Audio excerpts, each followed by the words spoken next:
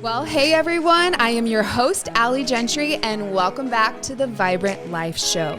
This show is all about exploring the passions God has placed in our lives and the purposes He's placed in our hearts to reach the communities He's placed us in for such a time as this. So whether we're hearing stories of those living out their passions, asking hard questions, or leaning into cultural moments, the hope of this show is to remind us that the life that we are called to live is an adventurous one, a purposeful one, a meaningful one. We are created to live the vibrant life. And today on the show, I have an author, a speaker, and most importantly, I've known him since right out of high school. I know that's his claim to fame. Greg Tonkinson's on the show. But we're here to talk about his new book, Unwanted Fraternity, and finding true healing after loss and going through that. So, Greg, thank you for being on the show today. It's kind of strange to call you Greg instead of Tonk. That's what the kids at school say, yeah. And you came to Valley Christian is where you are the spiritual life director, right? That's correct. Yeah, and you came to Valley right after I graduated, so I'm sorry you missed me, and I'm sorry I missed you. But my sister and my brother, they love you, and so. No, I have great relationships with the Gentrys for sure. Yes, we love you, and so it's just an honor to have you in the studio today. And why don't you share a little bit about who you are and what you're up to these days? Absolutely, yeah. Thanks for having me. It's a pleasure to be here. Yeah. Spiritual life director at Valley Christian Schools for 14 years now. Amazing. That just aged me, by the way. Right? We get into these rhythms and you find your wheelhouse, and before you know it, 14 years later. And so I've loved every minute of it. Married, 5 kids. We're doing well. We're experiencing, we have 4 teenagers at home right now. Oh my word. I know. So we have a freshman, sophomore, junior, senior, and then we have a senior that's going to graduate from GCU here in a couple weeks, and getting married actually as well. So really, yeah, time is passing us very quickly, but we are enjoying every moment. I feel like we should stop and just have a prayer service over your family. Yes, pray for us, please. I know. It's so exciting. It really is. Exciting. It's busy, but we always tell people it's a good busy. Mm-hmm. We want to get to the end here and run the race well, but it's busy nonetheless. Right. And you've been a pastor, church planter, pastor. Mm-hmm. Yeah, I speak 30 to 40 times a year. Yeah, it's full. It is full, but you do it so well. And I just really admire your integrity and the way that you follow after the Lord and everything that you do. That. And what's really awesome is now you can add author to what day does this book come out? Yeah, thanks for asking. The ebook is already out. And then that soft cover will come out on July 26th. You can pre-order at any of the bookstores. We're excited about it. People often ask, Allie, what did it take to go into that? And doing this and the many things that you're involved with, it's just little by little. And so this was the beginning of about a 3 or 4 year process, just a little bit here and there. Certainly isn't my day job, but God put it on my heart to reach out to others who are experiencing some sort of loss. And the more I began to dig into this, the more I began to realize there's so many of us out there that if I could just create a resource, an artifact to put into people's hands, often it's not in these moments where it's Monday morning at 10, it's 2 a.m. on a Wednesday night where I've got no one to turn to. And so I just thought, God, if we could do this and you would allow me to do this. And so we wrapped it up this past year and got it produced and whatnot. And so it's coming out July 26th. It's so exciting. I'm excited for you. And you have a new show on Faith Talk happening May 18th called Unwanted Fraternity with your wife. Yeah, Jennifer and I are going to, we just put a couple of podcasts in the bank now. And we just found this as another medium to, again, offer to people, whether they're driving home or on a podcast. You never know when you just need to hear from someone else. And that's why I love what you're doing. I love this opportunity because we get to save these through the platforms that we have. And whether it's, live or 2 months down the road, a year down the road, we never know when this particular episode is going to reach someone. Right. And so, yeah, God just allowed us to start this radio podcast ministry, and we're excited. I'm excited to be a part of the family with you on Thanks, Faith yeah. Talk. And that's going to be Exciting. on Wednesdays at 5 if you're in the Phoenix right. area. Yeah. So it's it's titled Unwanted Fraternity. Yeah. What does that mean? Can you explain that? And how did you find yourself a part of the Unwanted Fraternity? That's a great question. You know, those two words should never really have to go together. In fact, when you think about unwanted, we never want to be a part of something that's, you know, unwanted. We always want to be a part of a group that is wanted. And yet someone mentioned to me as I was telling them about my experience. So I lost my wife to a car accident 12 years ago. In 2010, she was waiting at a stoplight. She was 2 miles from our house. Leanne was a pediatrics nurse at Phoenix Children's. And, you know, we were living this wonderful life. God was blessing us in so many ways. I was working at Valley Christian Schools. My wife was a nurse. We had 3 children, 10, 6, and 4 at the time. We had 2 Shelties. I mean, I could go on and on. We lived on a cul-de-sac, and we really thought we were in a season where God was just saying, hey, this is, you know, I want you to continue doing what you're doing. And I, you know, we see this in the movies. We see this maybe on television where you get that proverbial knock on the door, and you always think it's someone else. You don't have family or friends that have experienced that. And so I had nothing to gauge this against when somebody knocked on my door on a Saturday night in 2010 and delivered the news that my wife, while she was waiting at a stoplight, just waiting to come home, was hit from behind and was instantly killed. And so somebody had to deliver that news to me, and they said, you need to sit down for this. And I, again, like out of a movie, I just reacted by saying, you know, if you need to tell me something, just go ahead and tell me. And Allie, I promise you, the farthest thing from my mind was that they were going to say your wife was killed in a car accident. I honestly thought they were coming to take me away, maybe to like there was something I had done that I just hadn't thought through.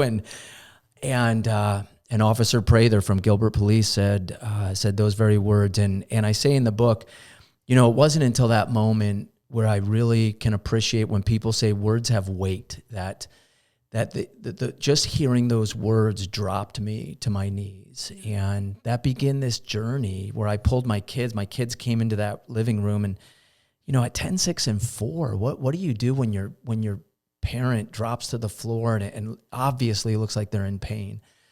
And so these kids ran by me, and we all huddled together. I call it our little holy huddle. And I simply said to them, Mommy's in heaven. Mommy was in a car accident tonight, and she's not coming home. And, you know, we're gonna have to figure that out. Well, we know that Mommy's in heaven. We know that one day we'll be with her, but we've got a long life to live if God allows us to live on this side of heaven, and so we've got to figure that out. And that began this journey of being a part of what I didn't know at the time was a collective, a group of people that have experienced something similar. You receive the news that you have terminal cancer, or that you lost your child, and with the way we have access to media today, we see these stories over and over. It's almost like we wake up and just our daily scrolling of the news feed, another passing away, and another terrible tragedy, another accident. And I realized, boy, there's more people like that than me. And so long story short, someone offered me that phrase. They said, Greg, I think you're a part of this fraternity of men and women, young and old, who have experienced loss, right, but none of us want to be in it. And so, yeah, we captured that phrase, Unwanted Fraternity, and we have pushed that phrase simply because it resonates with people. Right. I will speak on this again several times throughout the year, and when I'm done, I'll be at a church, I'll be at a conference. People will line up with tears, and what they're really communicating non-verbally is, I get it now. That thank you for having me understand that I'm a part of something, because when you're a part of something, while it's painful and you don't want to be in it, boy, we can link arms. Right. And all of a sudden now we get to move forward. The title is An Authentic Journey Toward True Healing. The goal is never to stay in our tragedy, never to stay in our loss. but we want to move through it. And what better way to do it than together? Right. And when you write, it's so vulnerable and authentic. And throughout the book, you share multiple journal entries. Yeah. And what you were just saying too, as you travel and you speak on these things, what people are realizing is they resonate and they feel, oh, I'm not so alone in this, even though as you talk in your book, the acutely alone, only you have experienced that Correct. loss with that person, with that specific relationship, which we can get into in a moment. But why did you share your journal entries? Because I have some wonderful things about it. I want to know why you decided to share your journal entries from that year after you lost Leanne. Yeah. Day one, it was 2 or 3 in the morning, and I just found this as a medium to start writing. And so I got out my laptop and I just started writing down raw, honest thoughts about what I was experiencing. And so I think I begin with day 0. I think I start with just a few hours ago, I received this news. And from there, it started as day 1, 2, 3, 4 was just for me. It was never meant to go public. It was never intended for anything other than I need an avenue to vent. I need an avenue to verbally vomit what I'm feeling. My emotions were so varied and so diverse from day to day, hour to hour. And I just couldn't figure that out. Because what I've learned and what many people in the fraternity have admitted to me and others is the world doesn't stop because you experience tragedy. You know that, I know that. But until you're in it, where 3 kids have to get dressed and go to school and go to church, and yet these waves and waves of emotions just keep pounding at you hour by hour. And so one of the things I found cathartic was just to sit alone and type these things out. What happened was family, immediate family, then the second layer of friends, and then extended family, and wanted to know almost hour by hour, how are you doing? Mm-hmm. When we have loved ones that are going through pain, we don't know what to do, and so we want to reach out and just be along their side, and so it became it was lovely, and yet it was tiresome and it was burdensome to keep explaining to people.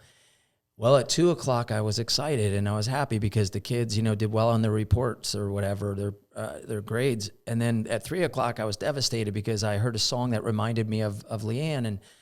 And so what I found was, rather than me continuing to invite people into that, I would just push them toward these journal entries.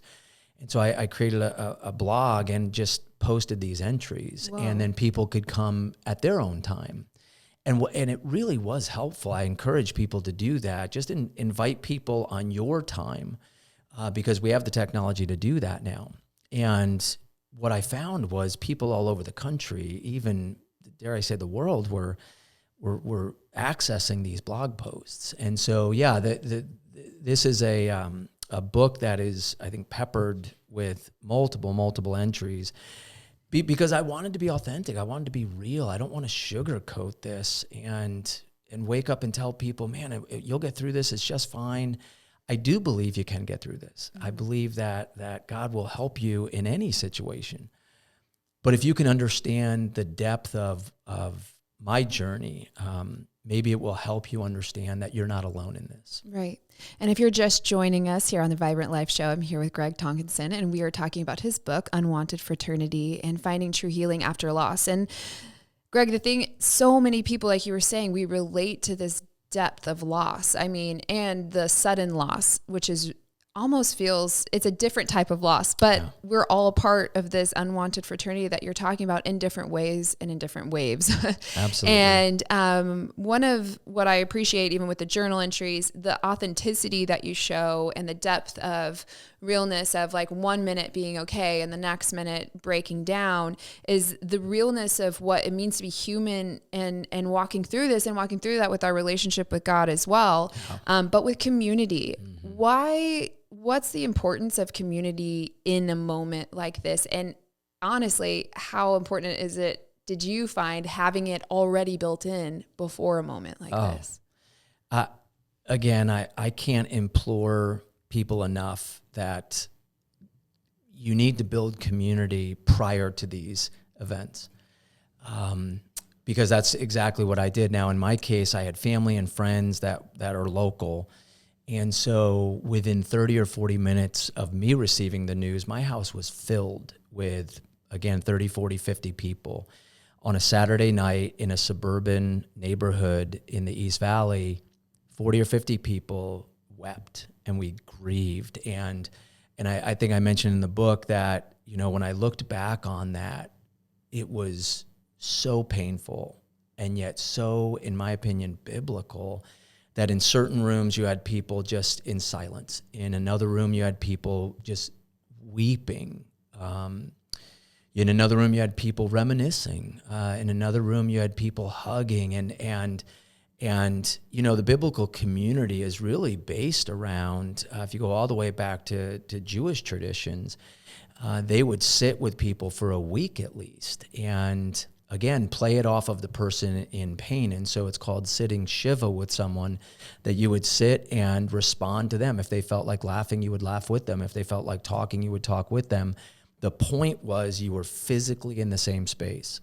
One of the drawbacks in our day and age of technology today is that we often feel connected, but we're not in the same space. And there are such advantages to that by what just happened with COVID, and we can Zoom in, but I think that we have misunderstood that to be authentic relationships. Mm-hmm. It is a gap stop and pretty much nothing more than that. And so it's a great way to get information to and from, but to deal with pain and to deal with suffering, we have to find ways to be face-to-face. And can I just encourage our listeners, even if that means that I need to invest in a plane ticket, if I need to invest in a ride across town, pain is not convenient. And wow. When we understand that it may cost me a Saturday night, it may cost me a weekend, it may cost me a few $100s, I promise you that you are investing in something well worth it. We have given way to, well, if I just send a text or if I just send an encouraging note, those are fine at a certain level, but nothing will replace looking at someone 3 feet away face to face. And even if you can't understand the depth of their pain, you are offering yourself physically. I call it incarnational ministry. I mean, I don't call that, many people call it that, where we are the hands and feet of Jesus, but we physically need to be the hands and feet.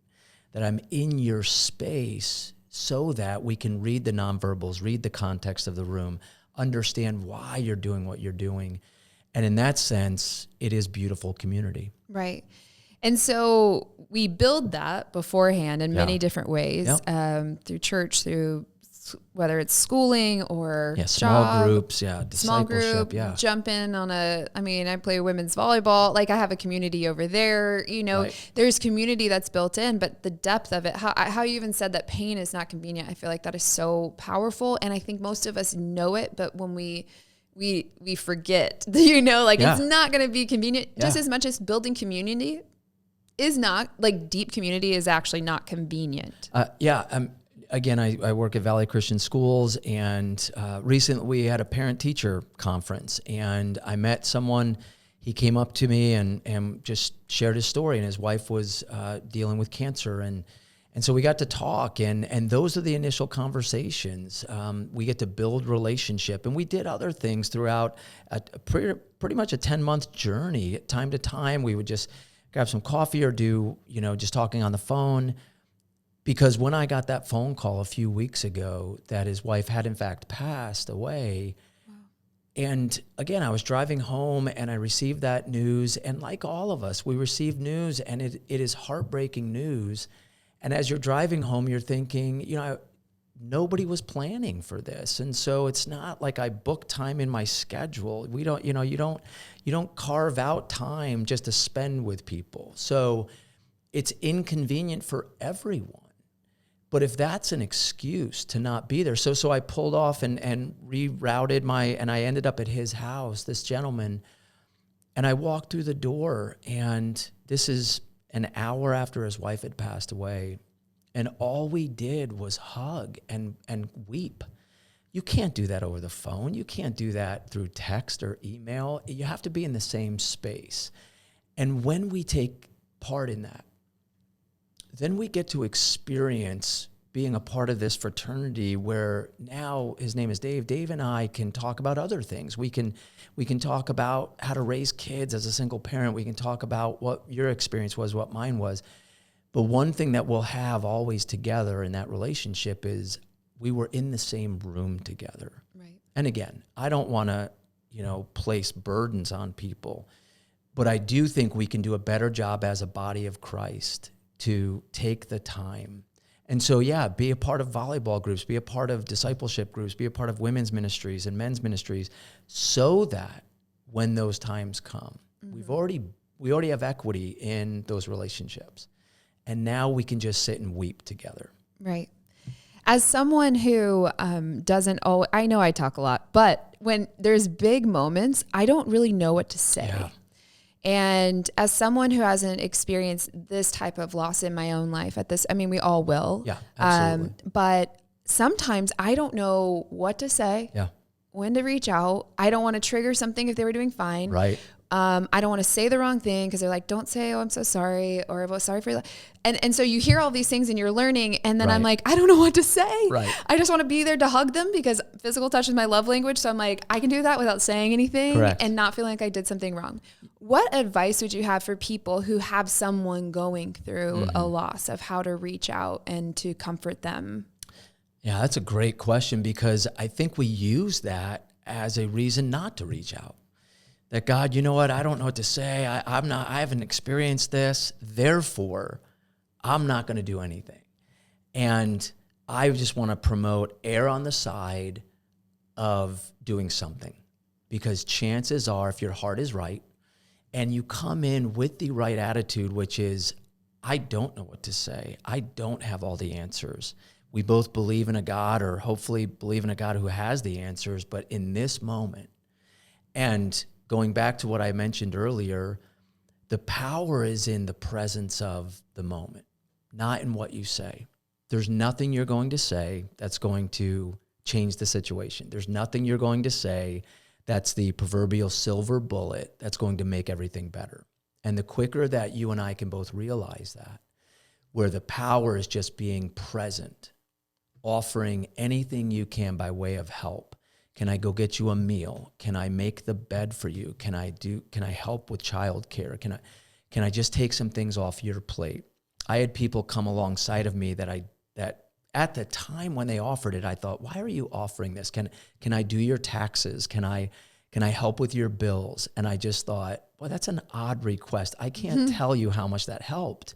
Wow. In those moments when I just needed to go off and be by myself, or go journal, or go do whatever, that I knew that was being taken care of. Right. So yes, please enter into the situation and admit, I don't have all the answers. I really don't, but we are friends and I care about you. And this hurts me that you're hurting. And so I just want to be here for you. And so one of the reasons I wrote the book is because, I carry these with me, not because I wrote it, but because when I experience this with others, it's a great thing to hand them on my way out. Hey man, I want to spend time with you and I'll be here for you. In those moments where I'm not here, here's someone who experienced loss and pain. Right. And in your own time, if you want to read it, great. Right. Convicting and good advice. Because that's I needed to hear that, and it was just really great to know that. We want to have the answers. We want to solve everyone's problems. Exactly, and say the right thing at the right time. Just be together. Be together. I love that. And so as it's called the Vibrant Life Show, and as we're talking about loss, sometimes it's like, okay, how do you find that vibrant place after such loss? And I've seen God come through for you. How do you have a word of encouragement, of hope, to find that after such devastation? Simply put, our hope is in Christ. People without Christ and with Christ experience pain. And we all know that the rain, the winds come to everyone. Our hope is in Christ, and he is, unashamedly, I tell everyone, he is the only one that will help in true healing. That's why the subtitle is True Healing. We can all heal in various ways, but to receive true healing can only come through our relationship with Christ. Right. Well, this has been so good, so rich. Might just have to have another show on this. I'm just wondering. I'm just saying. Greg, how can people get in contact with you and find the book? GregTonkinson.com is out there. The book is Unwanted Fraternity at all the bookstores. And then I'm also on Valley Christian's website. Great. And we will link to everything in the show notes so you can find it, whether it's on podcast, YouTube, later too. Greg, thank you for being here. Thanks for having me. Great to be here.